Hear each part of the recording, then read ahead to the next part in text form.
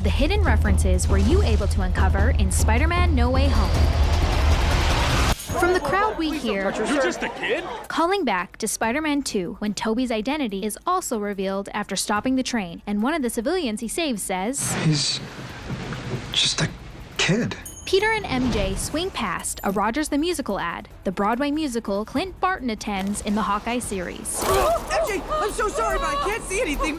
The Times Square billboard reveals the half Spider-Man face image that was used to reveal when Peter's Spider-Sense was activated in the comics. The Roosevelt Island tram in the background behind Peter and MJ is the same tramway where Goblin forced Tobey to choose between the tram full of civilians and MJ in the finale of the 2002 Spider-Man. Don't do it, Goblin! We are who we choose to be.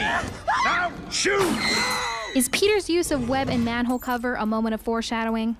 Andrew Garfield's Spider-Man was last seen on screen in The Amazing Spider-Man 2, using a web and manhole cover to take down the Rhino. The deli that's behind Peter and MJ is the third Del Mar's establishment to be featured in the trilogy. The first deli appeared in Homecoming, and the second appeared in a Far From Home deleted scene. Are you planning a trip? Europe, yeah. Oh, can I come? The DODC, the Department of Damage Control, first appeared in Marvel Comics and was also the same organization that took over for Adrian Toomes in Homecoming. Miss Jones-Watson? Jones, I don't go by Watson. Within the DODC interrogation, we find out that MJ, aka Michelle Jones's legal name, is actually Michelle Jones-Watson, a reference to MJ's original last name in the comics.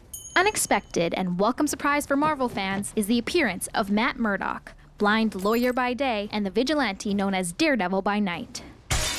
Murdock's superpowered radar alerts him to the brick hurled at Peter Parker. How did you just do that? I'm a really good lawyer. In the comics, Betty Brant was originally J. Jonah Jameson's secretary before later becoming a reporter for the Daily Bugle. License plate reference to the first Spider-Man comics in 1963. This car's license plate is a sweet homage to the birthday of one of Spider-Man's creators. Comics icon Stan Lee was born on December 28th. I guess one person can make a difference. The power of the sun in the palm of my hand. This dialogue is a reference to the Spider-Man 2 film. The power of the sun in the palm of my hand. MJ discovers Strange's secret to the perfect goatee in the workshop basement. That feels weird, but I'll allow it. Feast is the homeless shelter May worked at in the comics and later in the wildly popular Spider-Man video game. This image of Peter in the Strange cape is similar to the zombie hunter Spider-Man in the cape from Marvel's What If. I just had a fight with Doctor Strange and I totally won. What? Look, I stole his ring thing. The purple hoodie Norman wears is a callback to the look of the comics with Norman in a purple hood.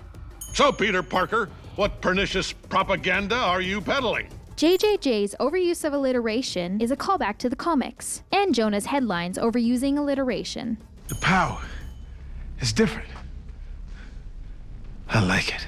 Electro's powers mimic the Yellow Star mask the character originally wore in the comics. You help a lot of poor people. I just thought you was gonna be black. Is Electro's wish for a black Spider-Man a nod to Marvel's other wildly popular Spider-Man, Miles Morales?